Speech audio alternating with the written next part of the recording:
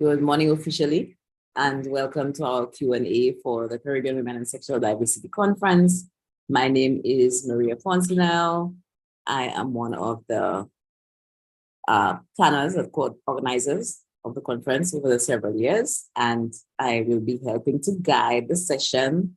But of course, I am joined in sharing information by Kenita Placid, who is the Executive Director of ECADE, Eastern Caribbean Alliance. I'm also joined by two of the co-hosts for this year's conference, Shante Porteous and Afia Walkingtree from Solidarity Yaad International. We were supposed to have been joined by somebody from SAFESXM, that's Lisanne Charles, but they're traveling and unable to make it. So we do have enough people in the room. I see one or two people from previous conferences here, so we should be able to answer all of your questions. Of course, we will just go through a short kind of presentation, informal presentation, and then we will open for questions. When we have the question and answer part, just please indicate in the chat or put your hand up using the reaction, and we will get to you. Hopefully, we'll be able to get to everybody in order as they indicate that they have a question to ask. So I'll begin by giving just a little overview of the Women's Conference. I think most people know of the conference, but it is a space for lesbian, bisexual, queer, and intersex women and transgender people. That includes people who identified as non-binary or men with transgender experience who were assigned female at birth.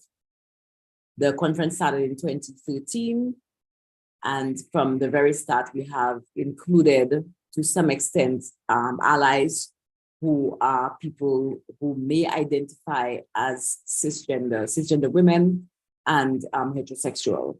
We've, apart from men of transgender experience, we've not had any men per se in the conference. We did have some males last year from ECADE's team who helped us in the administrative aspect of the conference, but we've not had male involvement or participation in that sense throughout the conference. We do include men of transgender experience because we speak about some health issues, and of course we know their socialization as people born in female bodies does play a role in how they interact in the world. So we've always held space for them. The purpose of the CWSDC is to help, again, speaking about socialization, to help with the quote unquote empowerment. I know some people have issues with that word, but it's a word that I find to be helpful. And as we speak, maybe somebody can tell me something that they find to be more appropriate. But empowerment for me is about claiming your space, feeling that you belong in any space, feeling that you have a right to speak up, and that especially when it comes to issues that concern and affect you, that you should be able to contest individuals who may be speaking on your behalf or acting on your behalf and may not be as informed as you'd like them to be. So the space is to help to empower people into speaking on their behalf, acting on their behalf, finding and identifying areas where they can make a difference, and understanding what are some of the issues that would prevent them from doing so, whether it be from the way they were brought up, the way they were socialized, from their own personality, from their trauma, from the just systemic issues, including poverty, racism, misogyny, patriarchy, all of these issues that may block them from standing in that power and being able to speak for themselves. Identify those things and work to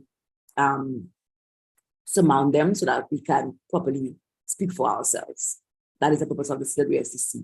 But one of the most important roles that it has played is in creating a network of people who can inform, support, guide each other, especially in advocacy. So we found that there have been some wonderful relationships that have come out of the CWSDC.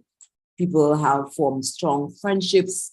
People have formed strong collaborative work relationships, partnerships. There have been projects coming out of the CWSDC, joint projects, because people have met up in that space. And of course, there have been a few romantic relationships coming out of the CWSDC space as well. But it really and truly is just that feeling of support, and people have been transformed by being in a space where they don't have to make excuses, where they can see people like themselves who are different nonetheless, and they can feel that they could openly speak about issues that they would not be able to speak about in other spaces. Especially what we have found is particularly speaking to trauma, and speaking to the sense that even in spaces where we are supposed to be more progressive and more inclusive, that we find some of the reflections of patriarchy, racism, colorism, etc. in those spaces, and be able to speak about it and air them out. Not necessarily to find solutions, but at least be able to speak about it. So the relationships, network building, the support is one of the most vital areas of the CWSDC. We cannot really quantify that, but especially when you're looking for funding, people want to find a way for you to see how many, what's the number, what's the quality, what's the quantity, but we can't quantify that. It is just, it's indescribable, and it is so powerful, and it's one of the main I think outcomes of the CWSDC. So as I mentioned, we started in 2013. I will allow Kenita to go through the various years, some of the partnerships that we have had, the countries in which the conference has been held, as well as some of the themes under which the conference has been held. So I will turn it over to you, Kenita.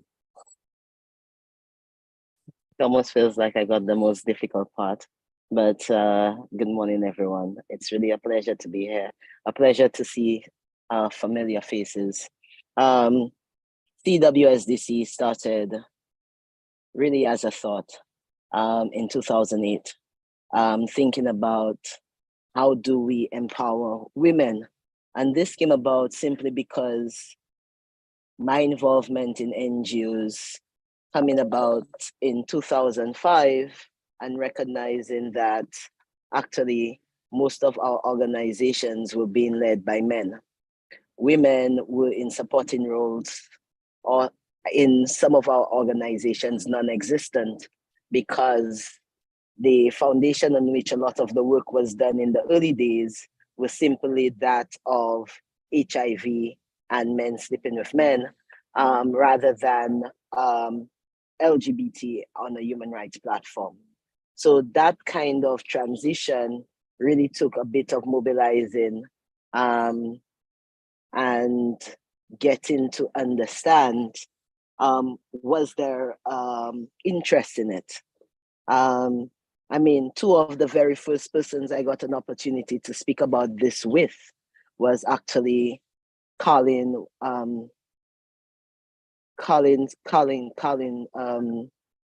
of Jamaica, which was leading the Women for Women, but also part of JFLAG. The other person I got the pleasure of speaking about this with was actually Colleen McEwen of Gaibo.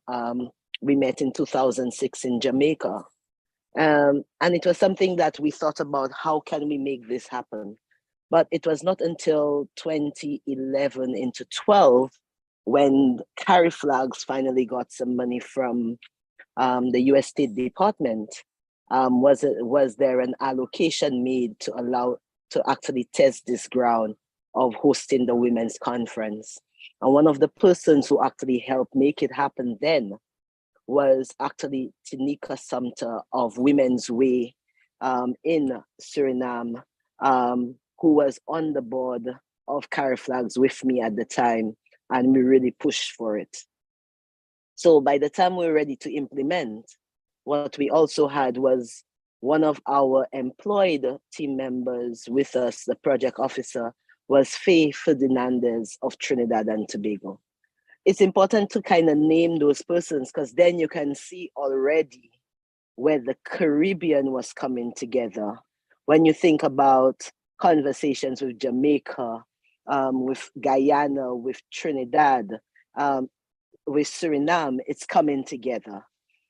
Even then, being able to attend something called Catch a Fire, which was actually a feminist rising that was led by Dr. Tonya Hines in Barbados in 2008. Again, I raised this idea of mine to bring Caribbean people together, where we can teach each other, share experiences, build each other's skills, but more importantly, create a network that collaborates. And for sure, there it came into action 2013, got just 30,000 US dollars from the US State Department chunk of money for carry flags. And there we made this wonderful conference happen in collaboration with FOCO in Curacao. And FOCO in Curacao was actually where this conference was named Caribbean Women and Sexual Diversity Conference, because it was one of those names, regardless of translating in Papimento, in Dutch, in Spanish, in French, it actually meant the same thing without change. From then there was the challenge to us. Can we continue making this happen? Immediately from Curacao in 2013, we're able to collaborate with actually Women's Way in 2014, hosting the conference there. What we have seen is the evolution of this conference, because each year it grows, but each year it also taught us a lot of things in terms of processes, in terms of topics, in terms of the type of people that we bring into the conference. From the onset, we felt that this conference would be one where an individual, and this was one of the foundational rules, an individual can attend a conference maybe 2 to 3 times maximum. But if this person comes back to the conference, they need to be able to come as a facilitator giving back, not as a participant.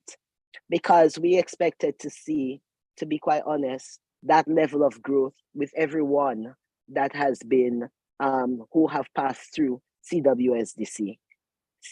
So what we definitely had in the first 3 years was looking at how people elevated from where they were. Some people who were simply wanting to be members of groups became members of groups. Persons actually started their own group. You had persons who also didn't start groups, but became more involved in management positions, as well as in that of actually on boards. You have some persons who went on to do research projects and so on and so forth. And sometimes it's easy to track and it isn't, because one of the things that make it difficult to track is persons actually responding to the survey of what have you done since CWSDC. Some of it we can see, but some of it is not necessarily public. And so gathering that data is a strenuous one. So 2014, we hosted in Suriname Women's Way. 2015, we took this conference to Trinidad and Tobago.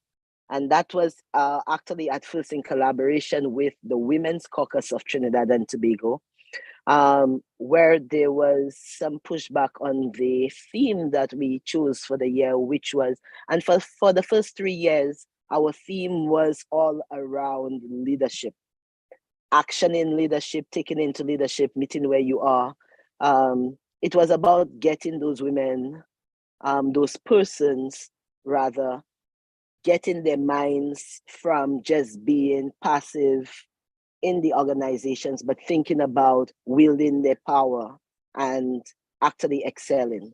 So we did a lot of focus on leadership for the first 3 to 4 years, which resulted in us finalizing and collaborating with actually Trinidad, the Women Caucus of Trinidad and Tobago and Womantra came to the table for the implementation of this this conference.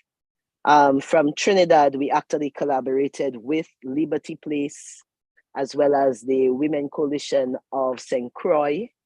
And you know that the conference went to St. Croix in 2016. In the 5th year of the conference, we brought it back to the island of St. Lucia, collaborating, letting that United and Strong actually hosted. And each of those things, and the reason it's so important, because we have never gone to any island even back then, and this used to be hosted under the guides of United and Strong when it started, which was the local entity in St. Lucia. We have never gone to any country to implement a program or a conference without the actual collaboration with an organization in country on the ground. What we then had was, so this was 2017, which is the 5th year, St. Lucia, homebound. 2018, we're able to take this conference to Belize, partnering with Petal. And I think this conference was actually probably the most unique conference. It was really out of the city. It felt like we had an entire plantation to ourselves. It gave you that really and truly taking you out of the city into, you know, I think it was really in nature. It's one of those that gave that type of feeling. And even the manner in which it was set up, it was run by a family. The breakfast, the everything was kind of family oriented in that service, and it felt like we just bonded into another family. I think it was one of the conferences with the least amount of hiccups, interestingly enough. The following year, after Belize 2019, we took this conference to Jamaica, where we collaborated with both Transwave and We Change. Now, I'm gonna take a step for a second, because as we collaborate, and we did this in Jamaica, Jamaica happened to have been the largest conference we hosted, with the number of participants, particularly local participants. And I think that kind of brought the whiff to it. But what we have seen is, actually over the years, we would have seen, we knew for sure the leader of We Change had attended the women's conference in 2013, and We Change came about. We also know there was a bit of a boost for Petal, a leader, Simone Hill, who also attended the women's conference and kind of gave that boost to Petal as well. Transwave, we actually had a hand in helping through another entity, but we had a hand in helping them actually get registered in Jamaica. And that was through actually my work with Outright, but still looking at how the full circle of collaborations come about in the region. We also saw an organization kind of pull up called She in Barbados for a bit. And there are some others that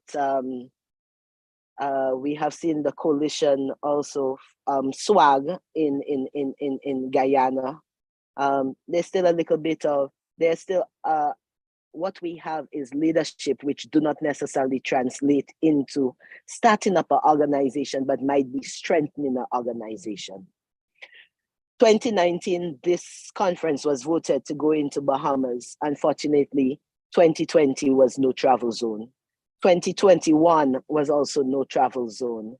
So the 2 years we had allocated to say, okay, let's take it to Bahamas, did not happen, and we have not revisited that. But what did happen was CWSDC in 2020 translated to an online program.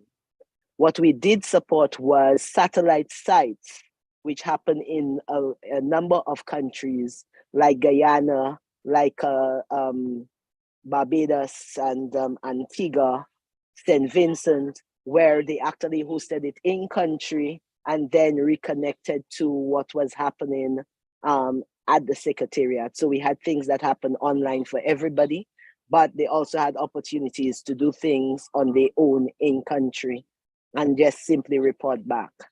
The next conference after this was actually Barbados last year. And in coming back after the pandemic, we really got a lot of interest. We always have a lot more interest than we have funding to bring people.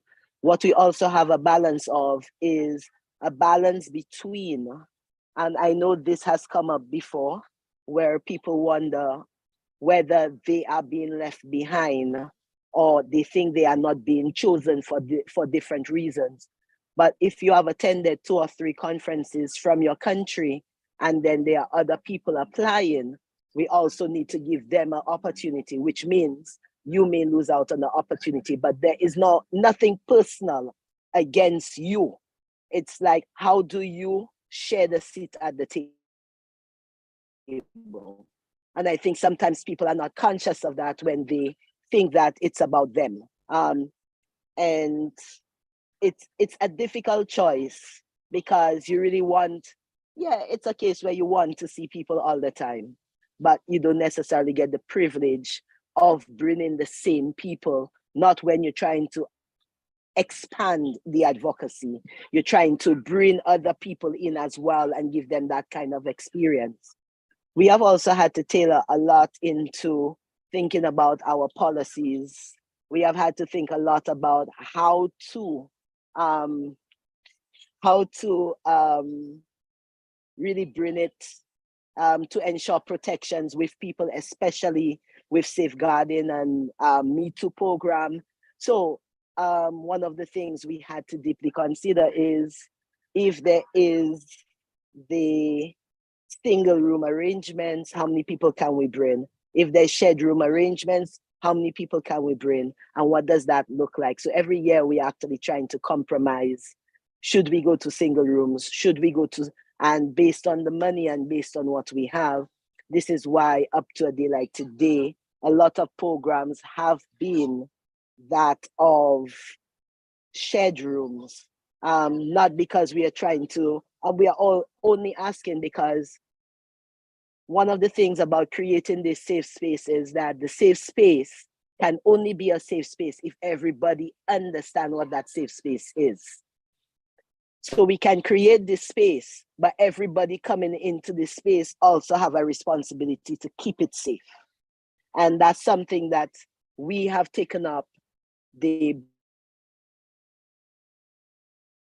bulk of the liability because we know we are bringing people and people come with this mindset. We are doing a space, we are doing an advocacy, we are doing this. Unfortunately, we cannot control all of people's behaviors. And some of those behaviors are what actually affect us quite a bit.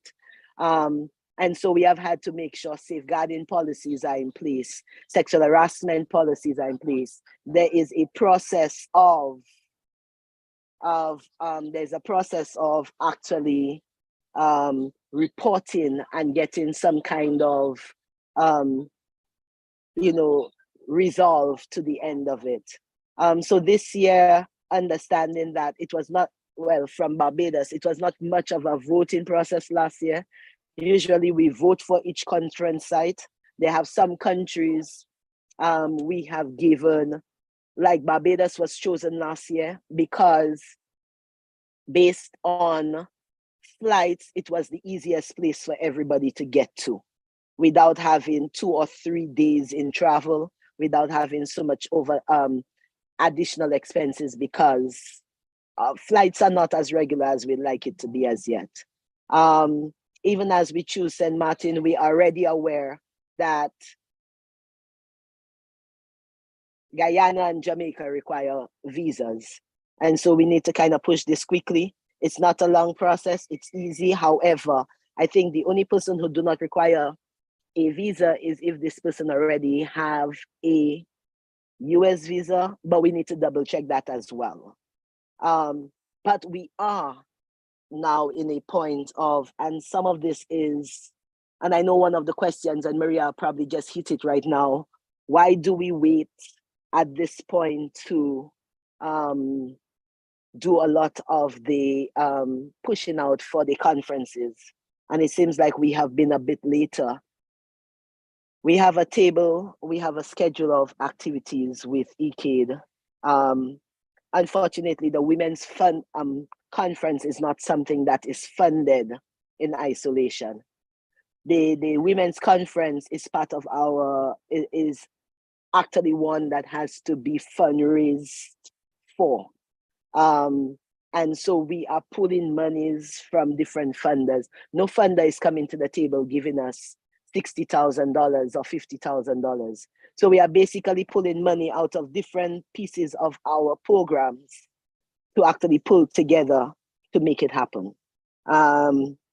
And although we try to be early, some things start early and then there's a drop of a ball because of all the other commitments, and that we do need to apologize for.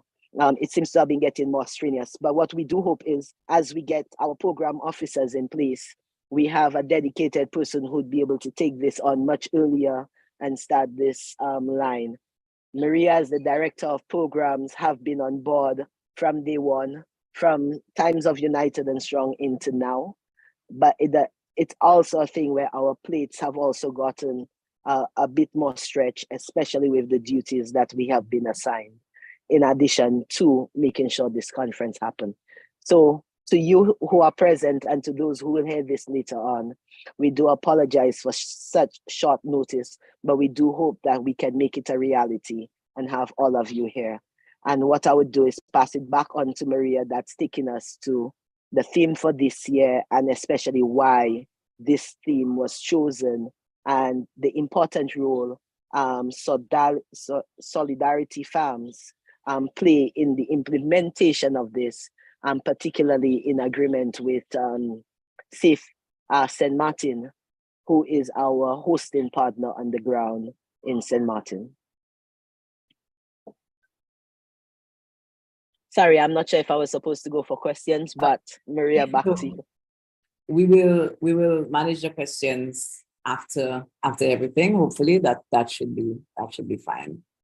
Thank you for that overview, Kenita, especially for calling the names of the people who individuals may not be aware of, who have been so instrumental in the conference, especially in the beginning.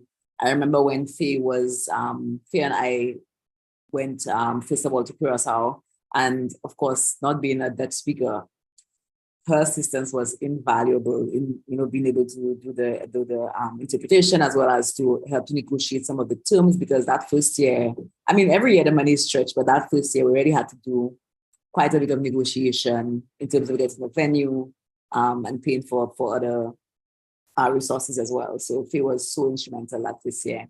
And of course, Trinidad for Mantra and WC, with Women's Coalition of Trinidad and Tobago, which I think apart from We Change, I think the only, well, We Change is not really, but Women's Coalition of Trinidad and Tobago was one of the few like women's organization that we work with directly for the conference, because they do actually just cater or advocate on behalf of generally the way it's stated, cisgendered women. But the assistance was so instrumental. And of course, we have to remember these people's names and the contributions that they have made to the conference and to the movement over the years.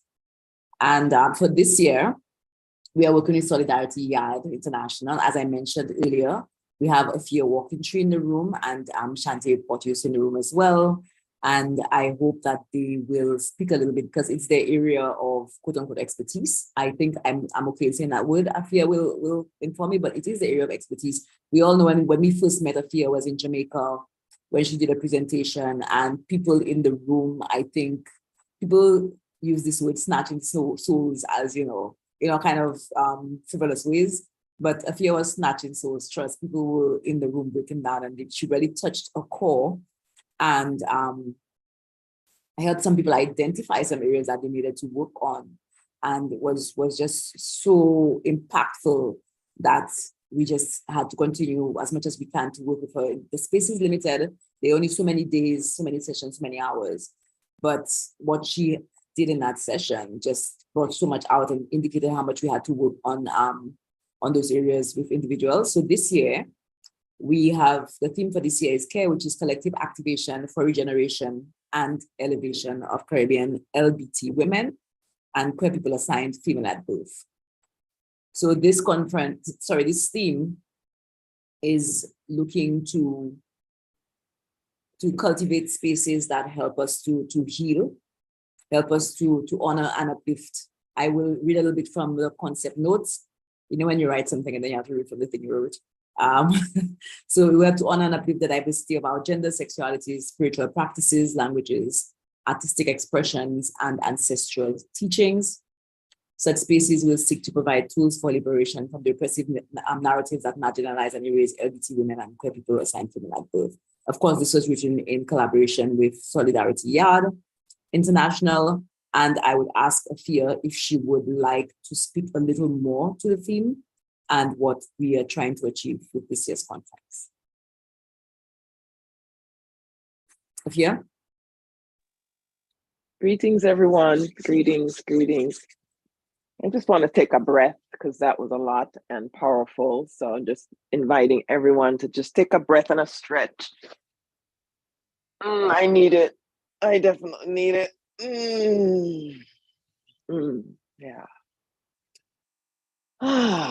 Well, I just want to thank Kenita and Maria for outlining the history of the organization, because it lends itself to how we're landing where we are this year. There has been such growth and so much. For me, what I was feeling and sensing was power, a lot of power. And this year, I was at the conference, we were at the conference last year, many of you remember.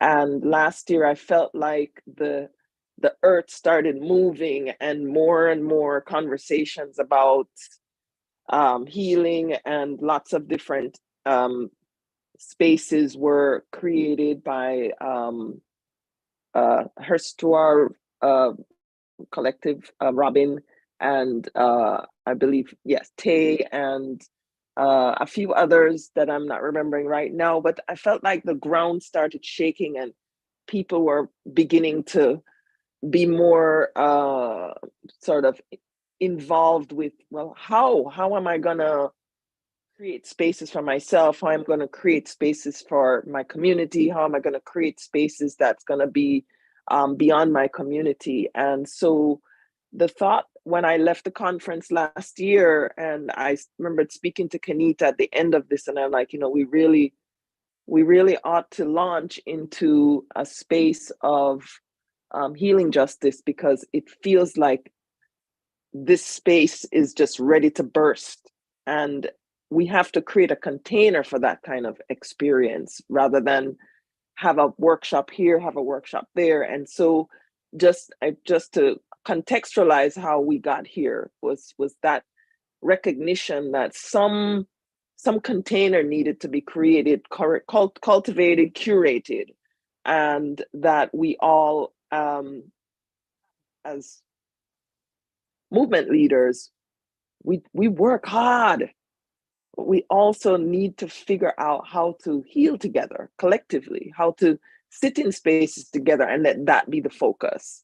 And so the collective activation, regeneration and elevation came result of thinking about how do we care for ourselves, how do we care for each other, and how do we regenerate ourselves in spaces like these where we're at a conference, and how do we then take that regeneration and elevate it to our communities, and then to the policy levels and to the financial, the financial spaces. How do we develop our organizations with the concept of care underlining everything? So that's really the foundation of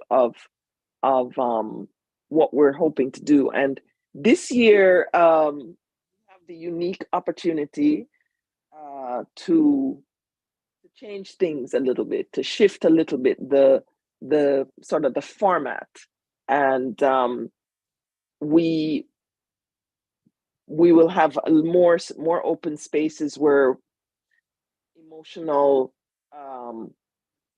development can become, everybody can have a radical part of seeing themselves, being in spaces where that's okay, that it's not like, oh my gosh, I can't say what's on my heart right now because we're at this conference. I have to keep it in the, the left brain. And so we get to really be in our hearts this year and experience how do we articulate our healing? How do we prioritize spaces of grieving in our organizations, but in our own selves and also in community? And how do we also express love and joy in a way that's tender and raw and spaces that are curated with support? So that's basically the way that we want to come into this. And I want to back up a little bit, because you're probably wondering, well, Solidarity Yaad, what is this? I thought you were Solidarity Farms. I thought you were Raise Your Voice Jamaica. And so just to back up a little bit, to give a little history, a herstory story of how we even got here as an organization. So I came back from living in the US for 36 years, and then wanted to bring some of the work that I had been doing, the advocacy work that I had been doing as an artist and an activist in California. And when I returned, I launched Raise Your Voice and in Jamaica, and began collaborating with activists there. We Change, help me, Tay, if I can't remember everything name. We Change. We had UN Women. We had the Institute of Jamaica, and a few other organizations that were instrumental. Oh, the Maroon Women's Collective were part of the first year, and also V-Day 1 Billion Rising. And we created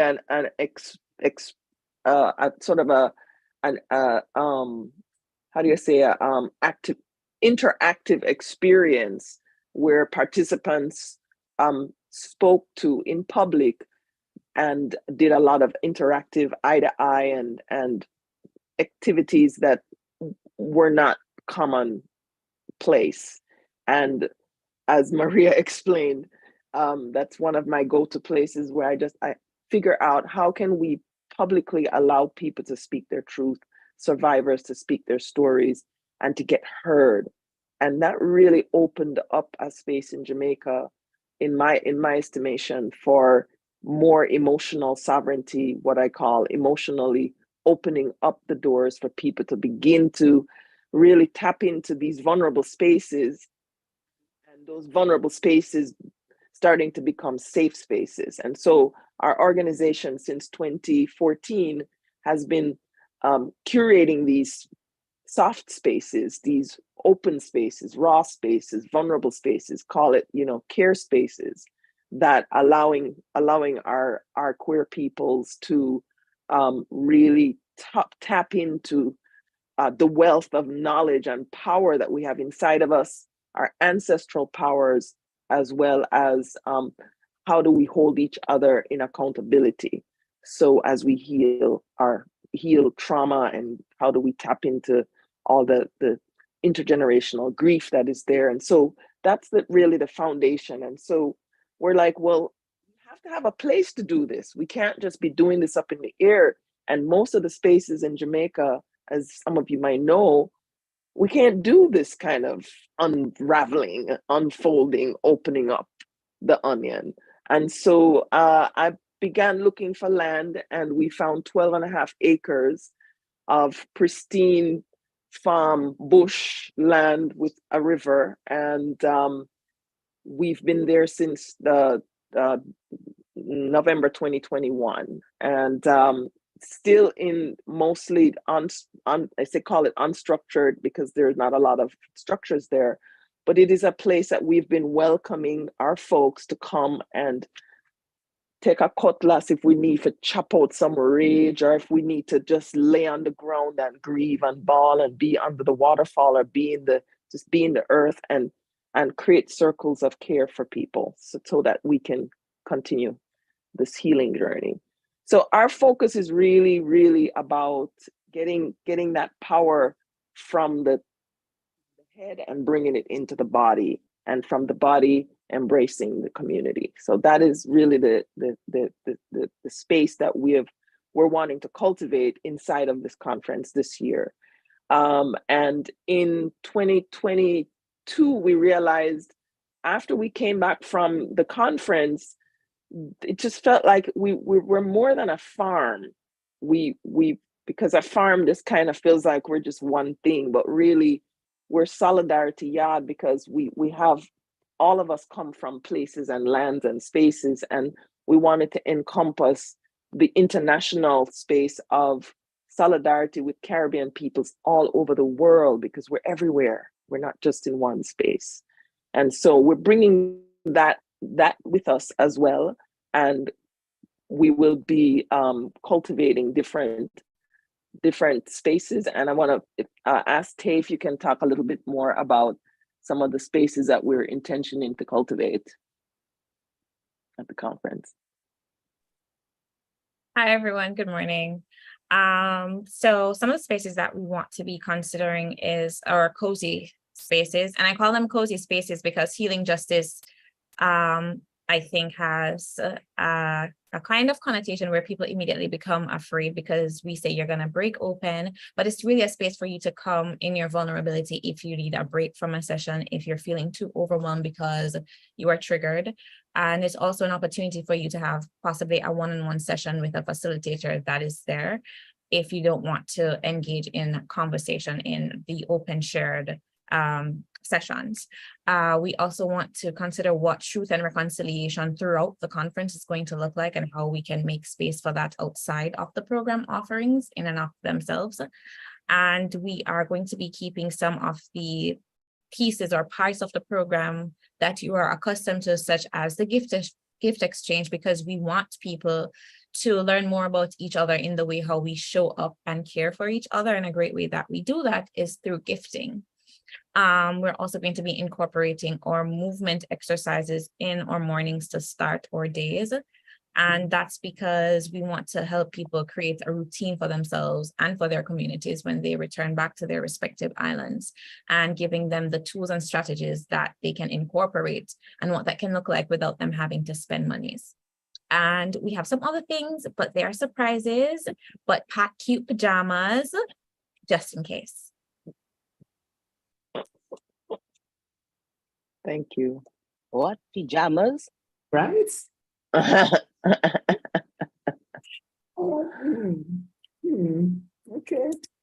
Okay, pajamas. All right, thank you so much, Shanti.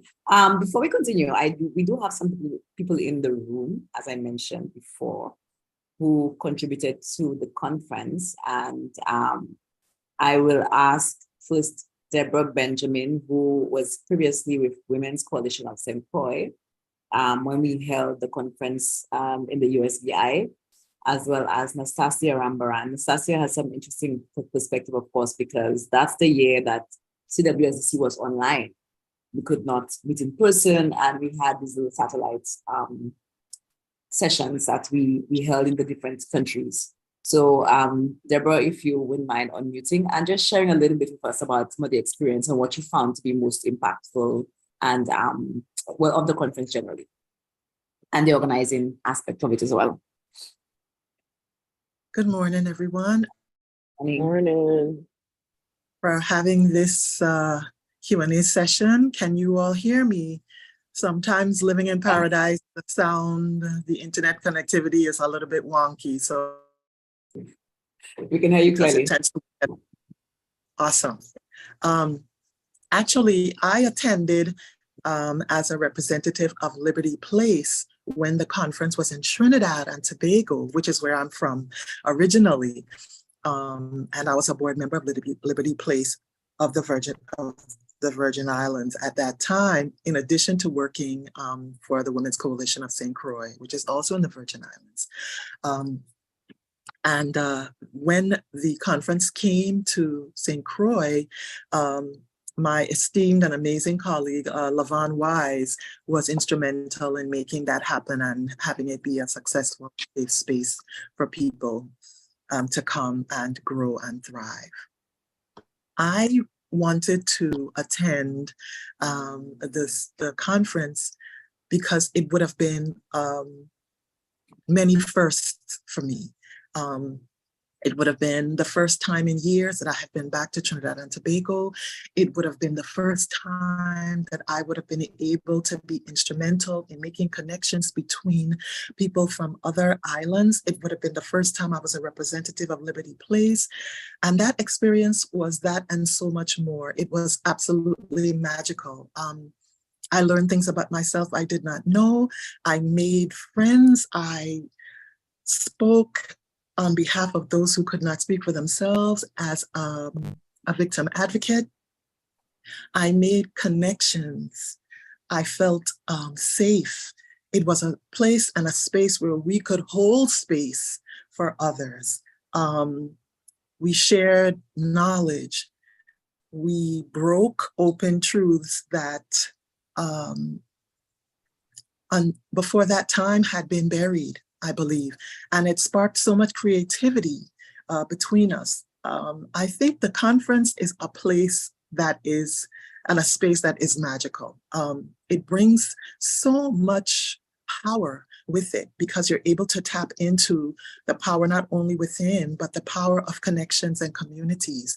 And so anyone who has an opportunity to be an organizer, to be an attendee, to be a financial supporter, a pom-pom girl, cheering people on, however you're able to be a part of this, it is a way to spark your own magic and to help to create something far greater than ourselves that is a legacy. And I am just grateful to have the opportunity to be able to have experienced it. And I'm hoping that I'll be able to experience it again at some point. I always want to be a volunteer, a facilitator, an organizer. It's my happy space. And so any way that I can help with making this one as fantabulous as the previous ones, I'm honored to do that. I hope I haven't taken too much time. I send peace and blessings to everyone wherever you are, and thank you so much for the opportunity to speak. I am complete. Blessings. Thank you so much, Deborah. And that was inspiring. I'm feeling like more enthused now, like just kind of fueled my ideal. Thank you so much. And Nastasia, if you don't mind unmuting. Sure. Hi, everybody. Sorry, I can't put on my camera. Nobody wants to see me now, though. But yeah, my CWSDC journey started in 2017 in St. Lucia, and I had no idea what it was going to be like. I was just happy to be accepted, and it ended up being transformative. Like, literally, that is the word I would use. The kind of kinship and networking and joy that just came out of it was transformative, both personally and professionally. Because I think right after that we came home and I joined this protest that we had locally, and it led to a lot of other developments. Then Kenita was like, "Well, you can't come back unless you're a presenter." So the next year I went to Belize as a presenter, and it was everything that Ken said. It was, very different in nature. So when COVID hit, I was like, well, we really, because I didn't do 2019, and I was like, we really should be able to attend and have, communion. So I organized a satellite event and reached for the stars. The hardest part of it was trying to get a space that could fit the budget, but we ended up getting a villa, like a 5 or 6 bedroom villa that actually fit the budget. And it was just a space of, again, so much community and joy. I can remember us. So during the day, we would attend the sessions, and this was peak COVID time, but we still had time for movie nights and dinner by the pool, play road tennis, and just like bonding and like renewing our energies as a local collective. And that actually set off a trend of holding retreats in Barbados. Since then, she has held leadership retreats. We had retreats about we're doing constitutional reform in country, and we've had several retreats on that too. It's just like become a go-to thing because of how it facilitates, networking and movement forward. So I always promote CWSDC. I've had potential funders ask me what I thought of it, and I'm just like effusive in praise of it. I always encourage everybody to apply, and then I'm sad if somebody doesn't get in, but I'm like, yeah, apply the next year again because it's just so amazing. Yeah, thank you. Amazing. Great, great word. Thank you, Nas. And I would just, again, that particular conference was really showing how creative and innovative I think activists can be, because we pivoted and we still found ways to connect LGBTQ people and to have a session that spoke to the needs of the particular community, because each community in each island got the opportunity to structure the sessions, part of the sessions according to how they wanted to structure it, and then of course to join the main sessions. So that was such a wonderful example of how capable the organizations on the ground are, and creative, of course. I would like, before we move on to the Q&A part, to acknowledge also Cherise Talbot of Petal, who was part of the organizing in Belize, Colin McEwan, who Kenita mentioned earlier, from being part of the initial discussions around CWSDC, as well as hosting one of the satellites in Guyana when we were online. And I think I saw Ruan Mohammed as well of Barbados, also part of SHE. But we will open the floor now, just to inform that we do have the call that will be put out today for the proposals for workshop sessions that will be put out today. And we have several tracks that you will get to explore a little further. But if you have any technical questions, we can take those now. We have, as I mentioned, myself, Kenita, as well as Afia and Shanti, who are here to answer. So anybody who would like to pose the first question, please put your hand up and let's hear you.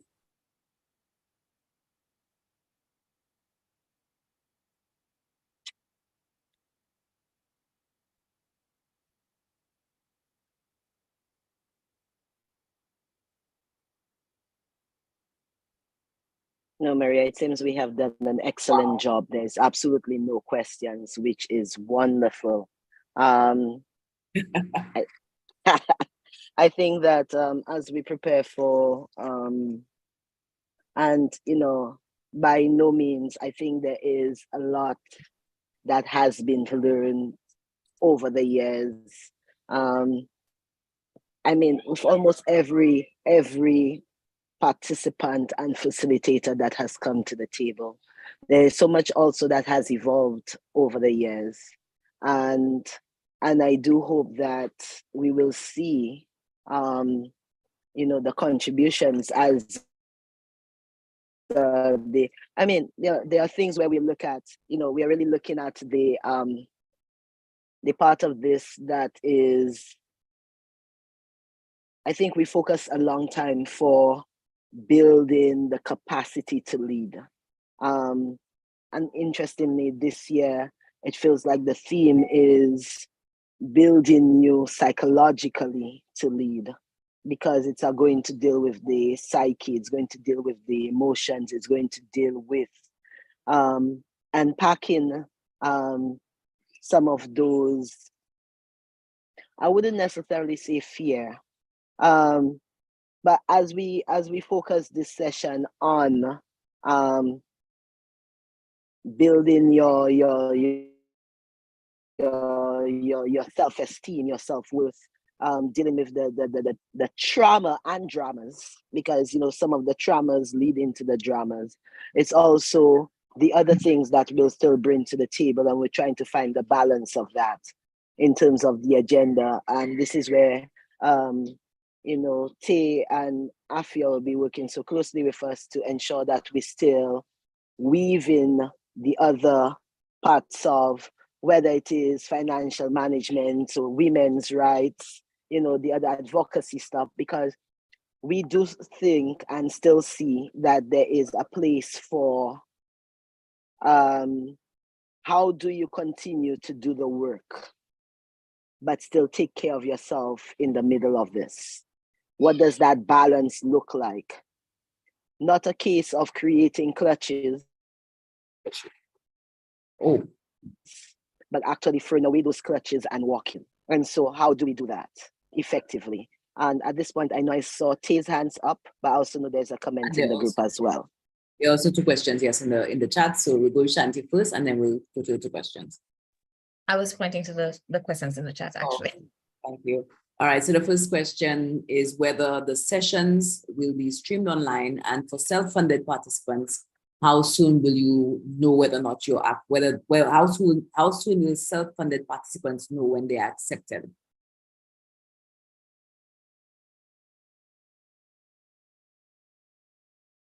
Right. I think the timelines for all our responses are pretty much the same.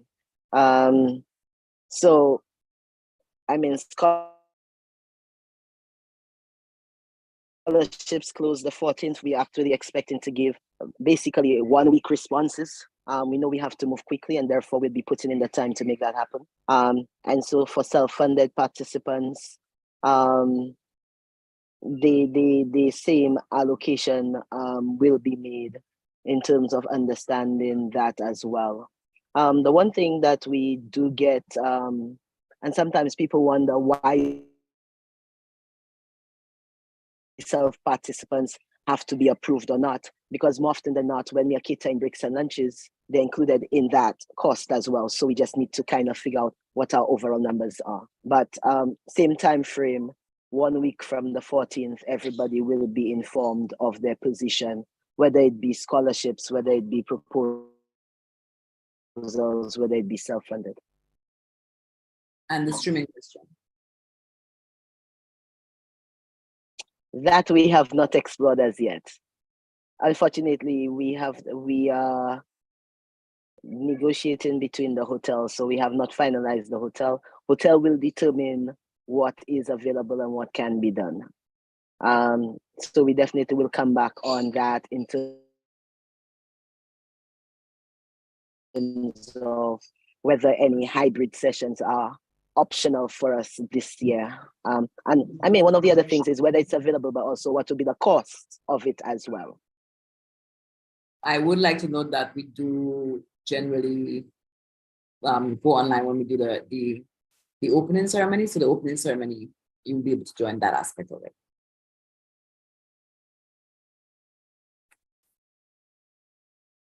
Okay.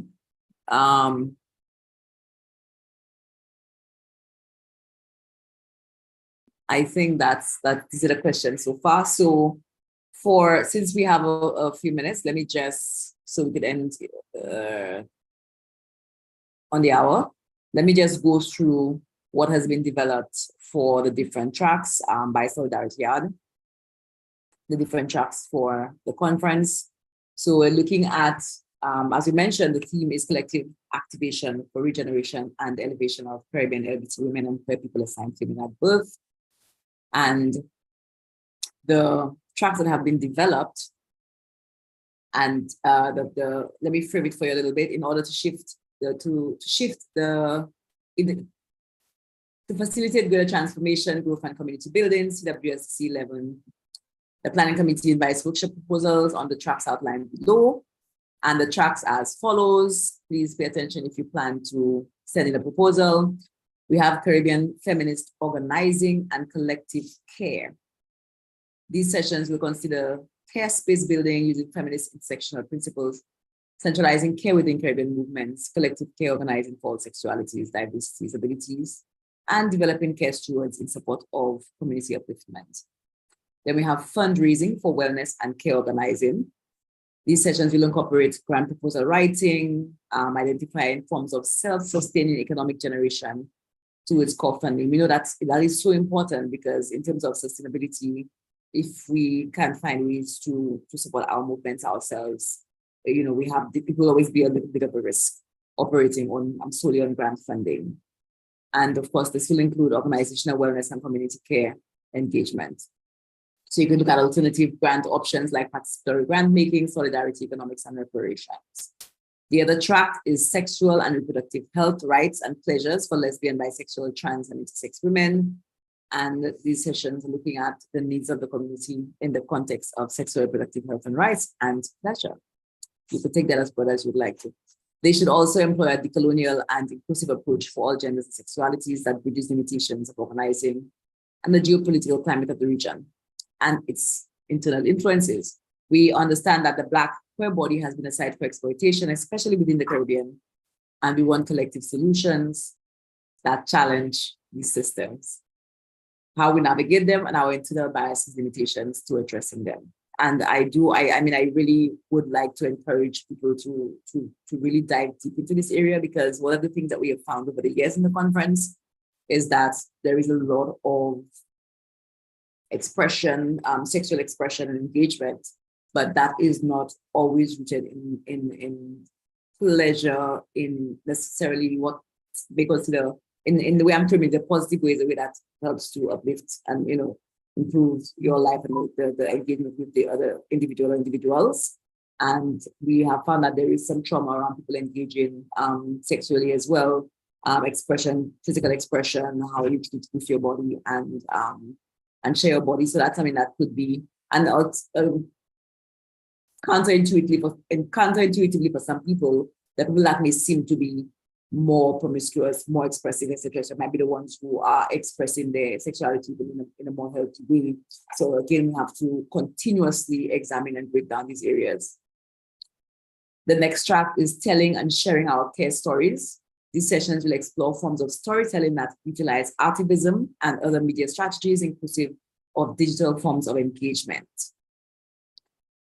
Next one is organizational wellness. And these will explore strategies that include the many facets of caring for an organization. That could include self-care strategies, practices for minimizing burnout, self-harm with trauma, and care within the digital space, looking at security and sharing online, and just expanding around that spectrum. And the final track is truth-telling and reconciliation. How can we address collective accountability through a lens of care through processes of reconciliation? These sessions will consider internalized forms of oppression, trans, homo, queer, etc., and other areas of divisiveness and harm that occur within communities, as well as build solidarity across identities and belief systems. That, of course, almost that last track there is so integral to the CWSDC. How do we express? How do we recognize the areas that we ourselves are oppressing others and are carrying that within us? All right, so these are all the tracks. I will just go over the general areas again. We have Caribbean feminist organizing and collective care, fundraising for wellness and care organizing, sexual and reproductive health rights and pleasures for LGBTI people and women, telling, sharing our care stories, organizational wellness, truth-telling, and reconciliation. And this call will be put out today on our various social media platforms, as well as the Women's Conference site on WordPress. Do we have any other questions? Anybody want to raise their hand, or are we good? I do want to say something. Thank you for sharing that. One of the things that we want to express to folks who are applying with a proposal is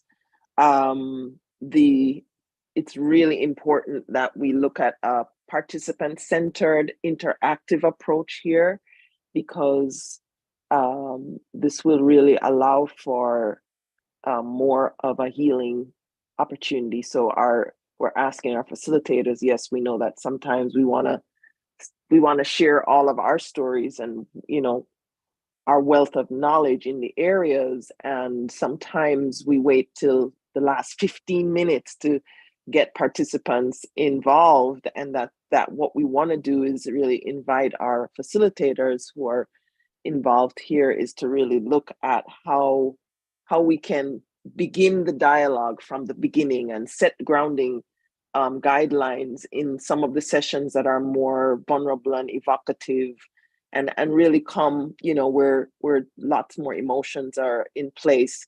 And our goal is to have point persons who have experience in social work, therapy, coaching, who can also serve in the capacity of supporting and being on point in some of those more vulnerable sessions, so that there's a little bit more care. Means that we're advocating for people to really move through emotions, or not just individuals, but perhaps there might be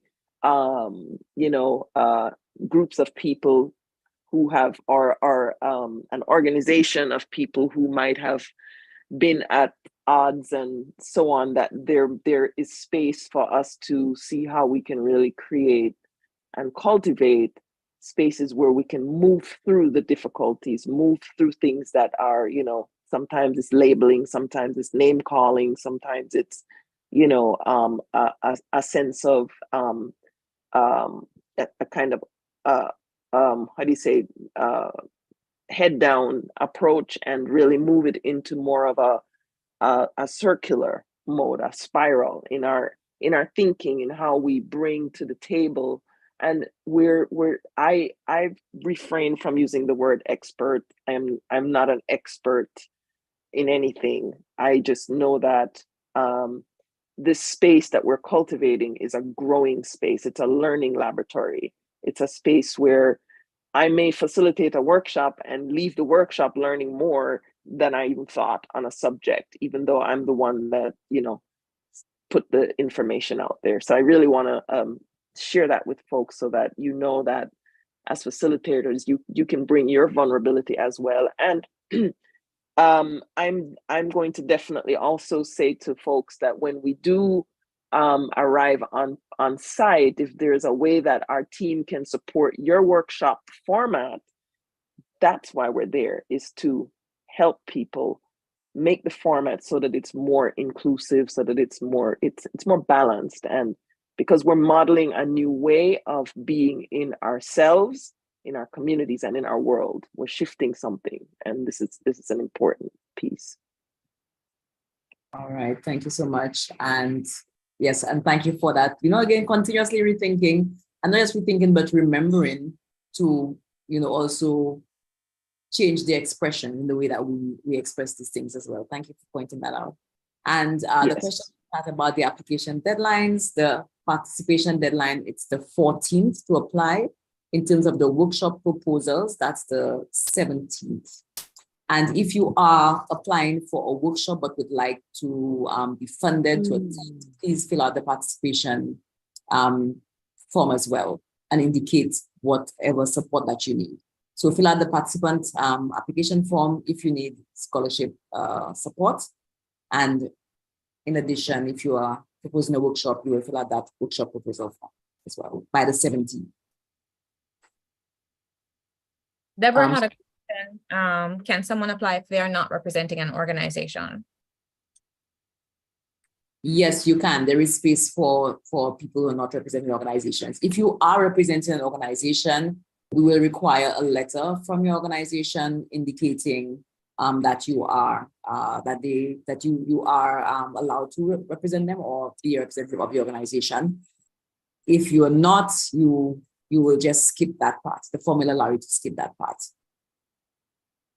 Of course, you do have to, part of the form is indicating what is the work that you're doing in the advocacy space and how the conference will help you to either, even if you're not doing any work at the moment, how will it help you to do work in the future? How will it help you to improve the work that you're currently doing? So if you're an independent activist, you're welcome. We have hosted many independent activists over the years, and we'll continue to do so.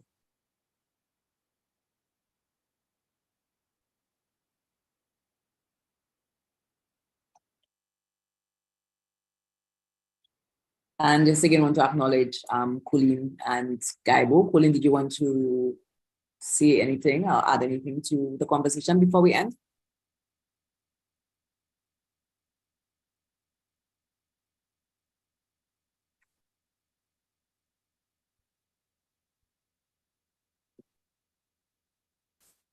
Okay, I think actually Colleen has left.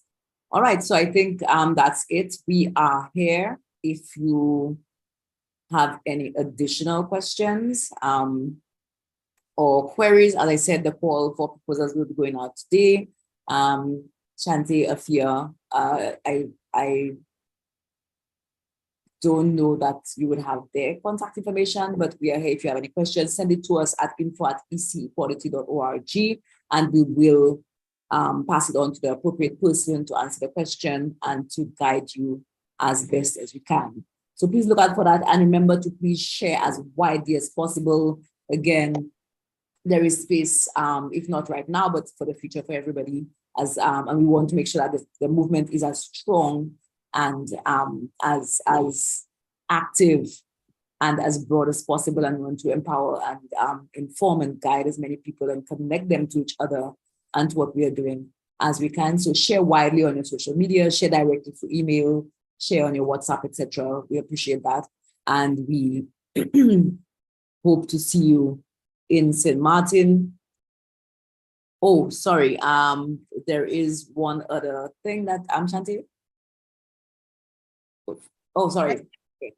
All right. Okay, cool. So that's it for us. We appreciate you being here. And please continue to follow our social media, Solidarity Yaad, Jamaica, SAFESXM, and at EC Equality. Thank you so much. Have a wonderful, wonderful rest of your day. Blessings, everyone. Blessings, everyone.